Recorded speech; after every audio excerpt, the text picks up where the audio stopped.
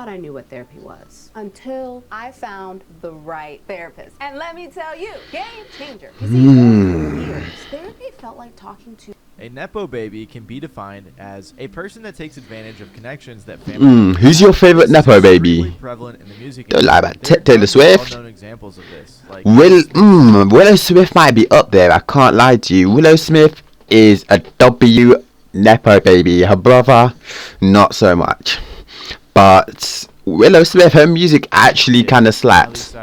Julian Casablancas and the Strokes, and many more. Generally, Miley Cyrus, she's a vibes. Industry have had some sort of leg up, if not nepotism. But there are also a handful of artists that have benefited. Coyle Ray, you might not a bit of a nepo. Yeah. Whitney Houston. Real quick, I want to. Whitney. It isn't necessarily a bad thing if you're a nepo baby, and I'm not dissing any of the. It's not. Video, but it is interesting to see how familiar. It depends what you do with it. Can be used that matters.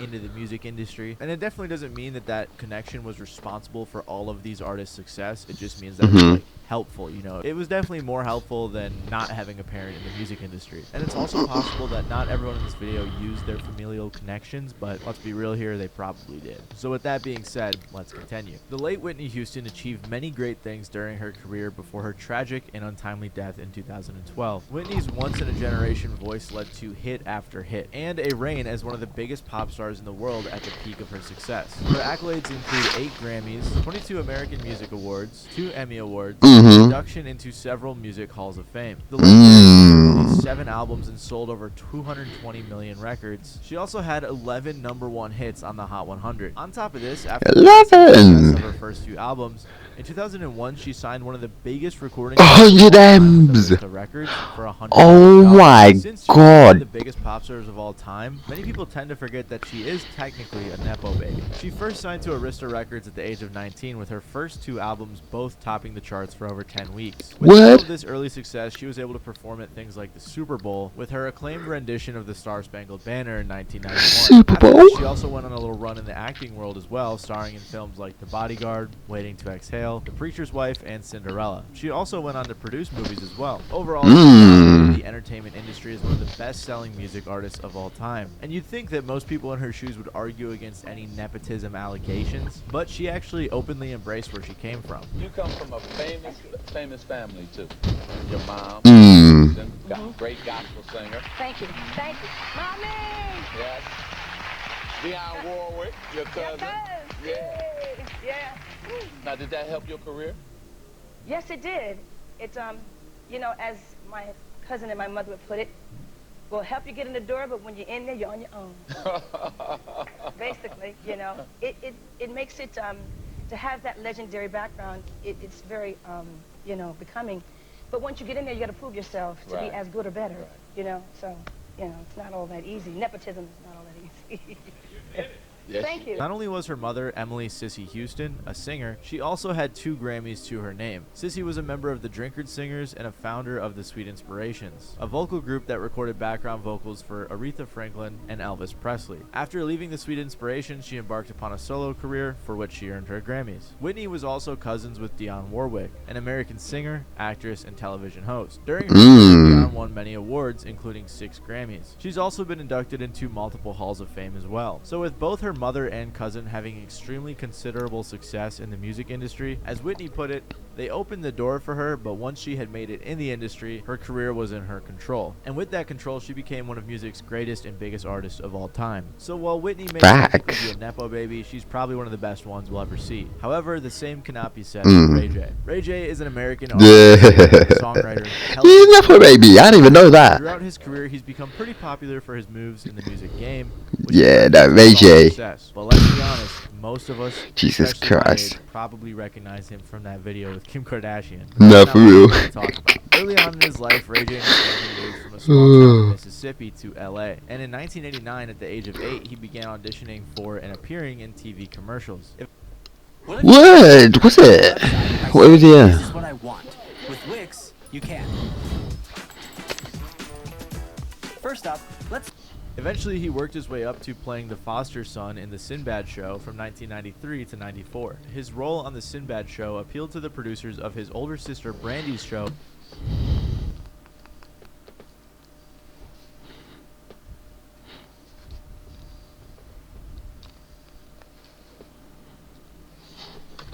Moesha, which he appeared on as D-Money from '99 to the show's end in 2001. Prior to this, in 1995, Ray J signed to Elektra Records, and he began to record his debut album, Everything You Want, the same year, which dropped at number 7, and the lead single peaked at number 25, giving Ray J some early success at just 16. Soon after this, though, he was dropped from the label. Mad. He appeared in a few different projects, including several commercials for a toy company, and also around this time he recorded the demos of his second record. After releasing his second album, which had a decent amount of success, he was now signed to Atlantic Records and went on to have a pretty solid career, including multiple albums, a couple reality TV shows, worked with his sister, and tons of drama. Ray J also Brandy. Raytronics, which advertised with Diddy, Brandy, and sports teams like the Clippers. Raytronics also has Raycon, which you've probably heard advertised all over YouTube, including on my channel. Raycon, please sponsor me again, I'd appreciate it. However, with all of this success, there was a bit of nepotism involved. Throughout his rise, you probably heard me mention his sister Brandy a couple times.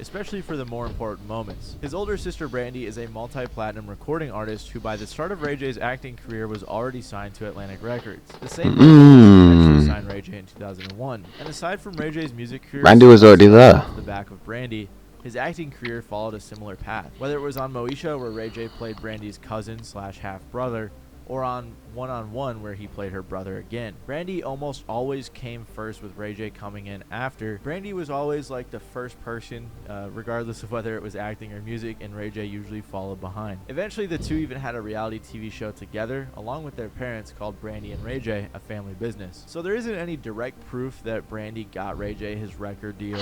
I can't lie. She would have been shit that Brandy. Followed in her footsteps. Makes it seem Can't like lie, nepotism was at play. And while Ray J might be a closed case, Taylor Swift's nepotism allegations are much more controversial. Taylor Swift is probably one of the biggest, if not the biggest, artist on the planet right now. After getting very popular in the late 2000s, Taylor's experienced multiple eras of fame. Get it? But with each era, she seemingly gets larger and larger. More recently, Taylor's been known for her Eras tour, which grossed over $2 billion in sales, and was the highest grossing tour of all time by any artist of any genre from any era in music history. That's enough using the word era. I'm done. I don't need to really go over it. You guys know how successful Taylor Swift is. So that's why, being one of the biggest artists of all time, it may be surprising to hear that she may have her roots in nepotism. The reason people say this is because Taylor's family was pretty wealthy while she grew up. Taylor's dad, Scott Swift, dope-ass name by the way, worked as a stockbroker for Merrill Lynch. Aside from his name sounding like a superhero name, Merrill Lynch is a massive wealth management company that manages billions of dollars for its clients and is under the Bank of America umbrella. Before starting a family, Taylor's mom worked as a marketing executive for a mutual fund company and later an advertising agency. So while her parents weren't billionaires, they definitely had a bunch of money to throw at her career. On top of this, though, they weren't working in the music industry, so you might think, oh, it can't be nepotism then, right? Hold on a second. At first, they did want her to work in business. My missus is stuck on the train, guys, so I'm probably gonna have to go pick her up. No cap. It's the storm. Some snapped on the lines, so I'm gonna go pick her up in a bit. Her first record labels. At just 14, she was signed to a development deal by Sony/ATV Tree Music Publishing with one of their labels, RCA Records. Story has it she allegedly got this first deal by going door to door in Nashville at different labels pitching her gig. After Gymshark Black Friday sale coming soon. Up to 50% off the website. 16th of November. Build your baskets now. Let's go. Albion Online is a sandbox MMORPG in which you write your own story instead of following a laid-out path. Explore a vast open world. Everything you do has an impact on Albion's player-driven economy. Every piece of equipment is crafted by players from resources gathered by players. What game is this? Defines who you are. Switching from knight to magician. Nah, I don't want to play that. Your armor and weapon. After working on songs for a year, RCA didn't think she was ready yet, and so they offered her a continued development deal where she'd only work Okay, on let me know IP. when to leave, But baby. since Taylor insisted on releasing her works while they were still relatable, with the permission of Sony Publishing, she left RCA and switched to Big Machine Records. And this is where the controversy comes in. Apparently, Taylor performed a show at a cafe where Scott Borchetta was in the audience. Scott was looking to start his own independent label called Big Machine Records, which Taylor soon after signed a recording deal with. Around this time, while Taylor was working on her first album, her dad bought an alleged 3 to 4% minority stake of the label for a reported $300,000. And I mean, if your dad has $300K laying around to invest in a company, you can't tell me that's not helping your career at all. And it might not have constituted as nepotism beforehand, but now her dad is directly in the music industry as a shareholder of a record label, so I don't know, it's kind of like blurring the lines a little bit. And then when her first album debuted in 2006, it was an instant hit. Again, you can't pay for your music to have good reception, and you most definitely can't pay to become the biggest artist ever, but many people wonder how much influence her dad's investment may have had Shit ton, probably. success. There's even claims A that shit her dad bought ton. 3,000 copies of her first single to give it its initial boost, but those are just rumors and have never been proved. Well, obviously, Back her in having a 2006. wealthy family and a good background definitely helped her get her foot in the door. You definitely can't blame all of her success on that. So Taylor Swift fans, please don't get mad at me. I think this was a pretty accurate portrayal of what happened. And again, Taylor used her roots to her advantage and became one of the biggest artists ever. And I don't think the same could be said about Coi Leray. Coi Leray is another artist you could argue is somewhat newer compared to others on this list. In her career, she's achieved some pretty impressive accomplishments, specifically the 2021 Lil Durk remix of her song No More Parties going double platinum, and even on her own with Players in 2022 going platinum as well. She's been making music for quite a while and stepped back into the game in 2018, releasing her debut single, a response to A Boogie with a Hoodie song DTB titled GAN. Later that year, her breakout single Huddy and her debut mixtape Everything Cuz were both released. Again in 2018, Coi had another big moment when she appeared on Save the Day alongside Ski Mask and others for the Spider-Man Into the Spider-Verse soundtrack. After this, everything changed with Coi getting a deal with Republic Records, who she dropped her second mixtape EC2 with in 2019. She continued this momentum working with people like Trippie Redd and artists like Fetty Wap. She even landed in the XXL freshman class of 2021. But during this freestyle, she actually got mocked a bunch. In the comments, people said stuff like, "Why do spoiled people want to go through the struggle so bad? It's okay to grow up financially stable." She Not for real. struggles like she don't stay in a gated community. She talking about going through the struggle when her dad's net worth is $500,000. It's impressive that Coi Leray made the freshman list, but these comments do have some credence, and that's because her dad is Benzino. Benzino is a media executive, television personality, rapper, and record producer. A large part of his wealth and notoriety comes from co-founding The Source magazine. Through his music, he didn't make too big of waves, but across all of his business ventures, he's definitely made tons of money and connections along the way. He even had a huge beef with Eminem that's like super famous, and even though he lost it, you know, this guy, he was big enough to beef with Eminem. So I'm sure you can imagine how his influence in the industry might have helped Coi out. But their story is also a bit different since they've had quite a bit of public beef. A large part of this stemmed from when Benzino accidentally leaked that Coi had a Nicki feature on her upcoming album. After this, she went That's to Breakfast bad. and explained how her father was forced out of the Source in the mid-2000s and her family went broke. Man, she didn't need to do that. Silver spoon situation. My dad lost the Source when I was like 9, bro. Like once it was gone, I was old enough to understand life, and it was gone after that. Like reality hit, we're broke and we're figuring things out. This upset her dad, and it led to this whole big public feud. They even had Benzino super angry at a Subway where he was posting videos about it. When she brought up the fact that I called and asked for some money, I don't have any embarrassment with that. That's my child. You know, I think she brought it up to try to embarrass me. The best way to take the embarrassment off is admit wholeheartedly, yes, I did. And I would have done it again. I won't now. And what I called you for? Yeah, I called you for some money. I made you. You didn't make me. You're right. I called Ray Ray and everybody else. I'm supposed to. Who the fuck else am I supposed to call? What the fuck is the matter with this generation and you kids, man? I'm proud of what you're doing, but Coy, you ain't done this shit or made the money that I made. You couldn't walk in my fucking Adidas for an hour. So it's still likely she had a leg up from her Facts. father's connections, but it Corey crashed out for no reason, man. Her generation's cooked. Here on this list that has some nepotism. Embarrassing. Her dad doing that. I can't lie. Embarrassing him was wrong.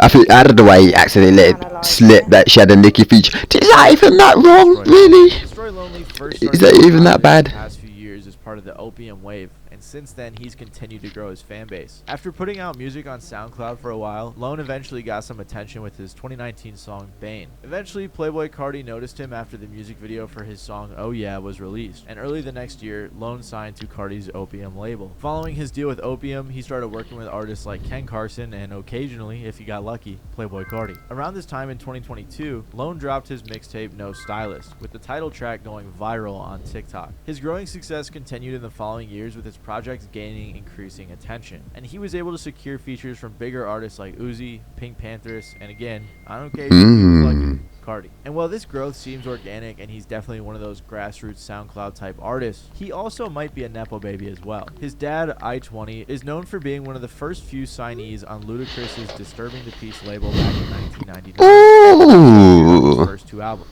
Right. Chat, I will be back later. I need to go pick up my girlfriend from station.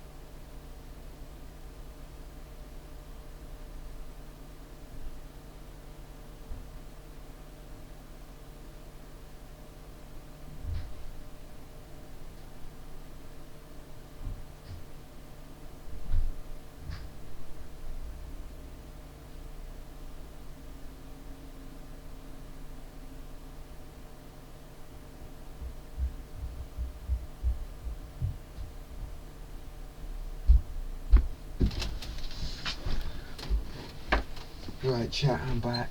I am back. Fucking hell. And I got work later. Eventually, I-20 put out his own work as well, which did alright, and while he didn't reach the same level of Luda, he was on some solid tracks. Notably, Luda's 2002 single, Move Bitch, which blew up and became a pretty popular song. It's actually kind of crazy to think about Destroy Lonely's dad was on the song Move Bitch with Ludacris. Crazy world we live in. So while I-20 wasn't necessarily a massive...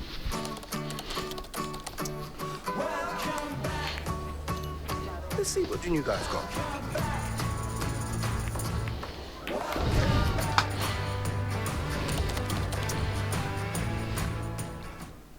artist or anything, he was clearly tied in with some of the industry's major names, and he was on a huge song. And this means it's definitely possible Lone could have benefited from some connection. It's possible, but let's be real, his dad didn't even have too much motion like that. Let's be real. So like, Nepo Baby to an extent. I think wanted to be another example of a rapper with a famous father, but it's kind of hard when that is the case. And while he has come up in a more unique genre, it's hard to avoid reality. Although Lonely doesn't quite hide from his past at all either. Your dad has one of the most distinct, illest voices in rap history. Yeah, Pop's crazy. Were you like around like Ludacris and shit growing up? 100%. Is like he your uncle? Yeah, definitely. Theo Luda? Chris, 100%. Yeah. Would you attribute just being around your dad to your rap career, like you wanting to pursue that? Oh no, shit, for sure. Say I didn't, but like growing up and like thinking like how much that shit like really like was in my brain. Hell yeah, like there's pictures of me on the internet like when I was a kid like recording. I'm like in my dad's studio, right? Like, so it's like shit like that.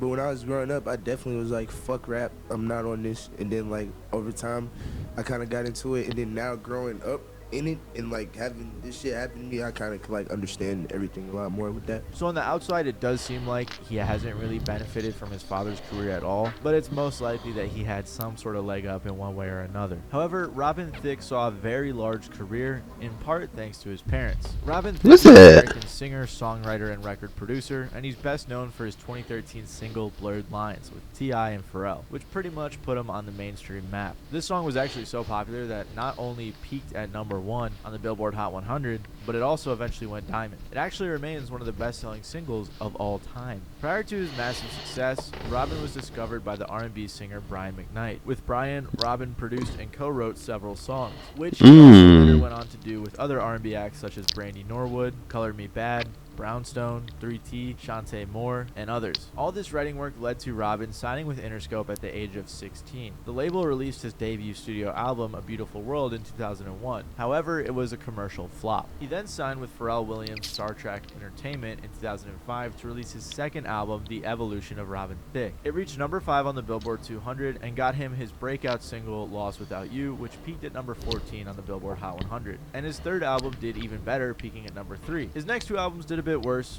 but then when his album came out with Blurred Lines, everything went to the next level. Since then, Robin's been part of a ton of other projects, including being on The Masked Singer and some other reality TV shows, and also a bunch of other drama that I've covered in other videos. Robin grew up in LA with his mother, American actress and singer Gloria Loring, and his father, Canadian actor Alan Thicke, divorcing when he was just 7 years old. As a kid, Robin appeared in small roles on TV shows including The Wonder Years, The New Lassie, Just the 10 of Us, and several episodes of Growing Pains. But acting wasn't his main pursuit. He wanted to make music. His parents were definitely supportive, with his father even helping him write and structure his first song. According to Robin, in his early teens, his father wouldn't pay for their vocal group to record in a professional studio and wanted him to focus on school before committing to music. In the end, another member of the group's uncle, jazz vocalist Al Jarreau, I think that's how you say it, was the one who paid for it, and this demo is what made its way to Brian McKnight, who I earlier mentioned discovered Robin. Through this mentorship with Brian, Robin eventually met Jimmy Iovine, the co-founder of Interscope Records, who signed him early on. At 17, during his senior year of high school, Robin moved out on his own, earning a living and supporting himself as a professional record producer and songwriter. Robin claims that while his parents didn't push him away from his music career, they definitely had some doubts in the beginning, especially because of their experience with the nature of the entertainment industry. While he first got signed to a label as a singer and artist, it was his work as a writer and producer which made his name in the industry. His mom, Gloria Loring, is known for playing Liz Chandler on Days of Our Lives for 6 years. She also sang, most notably with the singer/actor Carl Anderson,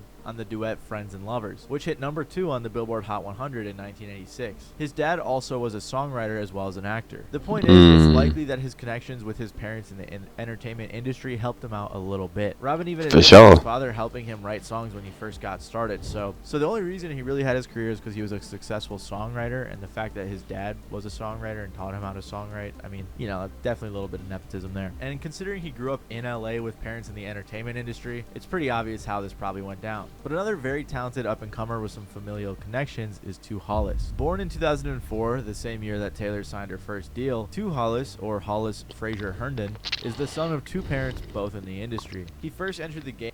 Build a website you love. Who Hollis? Who could it be? Who do you think it is, chat? I don't know. I literally have no idea. Game in 2018 as a producer / Drippy Soup. under the name Drippy Soup. But then some years later, he started getting popularity, especially after he released his album White Tiger in 2022. And then in 2023, his song Poster Boy was included as part of EA Sports soundtrack. Eventually, as time went on, he started getting more popular with songs like Crush and Jeans, and a lot of these definitely went very viral on TikTok, so I'm sure you might have heard one of them. At this point, Tu Hollis started gaining some serious popularity, to the point where he got a deal with Interscope and performed as an opening act during Ken Carson's Chaos Tour. And he actually got booed off stage a lot for his more unique style that Ken's fans weren't really ready for.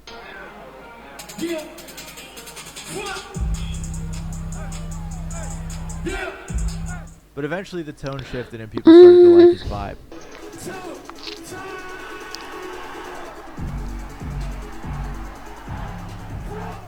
In an interview, man, they switched up. I got booed off stage a bunch of times at the beginning of that tour, but I was just like, you know what? I'm going to keep pushing it because I'm going to get it. And it worked. It was crazy. It ended up being so insane. And now because of this, he's able to headline his own North American Facts. tour. He was even named as one of the 26 top artists to watch in 2025 by Ones to Watch. And later in 2025, he dropped his next album, Star, which coincided with another tour. So sure, Tu Hollis definitely isn't the biggest artist on this list. He's probably the smallest, actually. But he is a very popular artist in the underground scene. And as fast as he's been growing, people have also been finding out about his origins. His dad, John Herndon, is a producer and drummer for the post-rock band Tortoise, which isn't that big but had a decent sized following in its genre. His mom, though, Catherine Fraser, is the founder of the PR firm Biz3 and co-founder of the record label Ausla. Well, you might not have heard of Ausla. It was founded by Skrillex and has worked with a bunch of other artists in that scene like Marshmello and more. It's also owned by WMG with its distribution through Atlantic Records. His music PR firm Biz3 is pretty big in the industry and has worked with artists like Daft Punk, Skrillex, J. Cole, and The Weeknd. He actually appeared in a Skrillex music video when he was just a kid. In an interview with he was pretty eager to discuss the Nepo baby shit. With all the industry connections available from his mom and dad, Tu Hollis claims to never use any of them, doing it all on his own. He said, "She's never represented me, she's never done publicity for me, she's never planted me in meetings with anyone or put me in sessions. What matters the most to me is building this myself." He's tried his best to dispel the rumors, but it seems like they've already taken off. For example, Pitchfork did a piece on him and said, "He's a bit of a Nepo baby, but only if you're a little too plugged into the music industry." And in his subreddit, there's been some pretty popular posts asking, so how much of the Nepo baby stuff is true? In this thread, even dedicated fans wondered how he got onto the Ken tour so early. They also discussed his relationship with Skrillex from a young age and how that may have played a major role as well. One of the top replies says, "He's absolutely a Nepo baby and it would be silly to deny it, but that doesn't mean he isn't insanely talented. He deserves to be where he is today." And I totally agree. Facts. If you put in the work and your shit's good, then I see no problem in it. To be honest, if you got talent, you got a talent. Period. He's had to have picked something up from him or other people he's been around. It's important to note though. But yeah, you can't be around Skrillex and not pick something up. Come on now. Out of college for being a problem child, and as part of this, he had to work as a dishwasher to support his early music grind, which doesn't really seem too Nepo baby to me. But again, it's hard to tell what's fully factual, and off of what we know is true, it does seem like he's definitely had a leg up. Again, though, he's super talented, and I'm excited to see where his career goes. If you like this video, you might like my video about Nepo babies with failed music careers. Yeah. Look at some of the bigger names.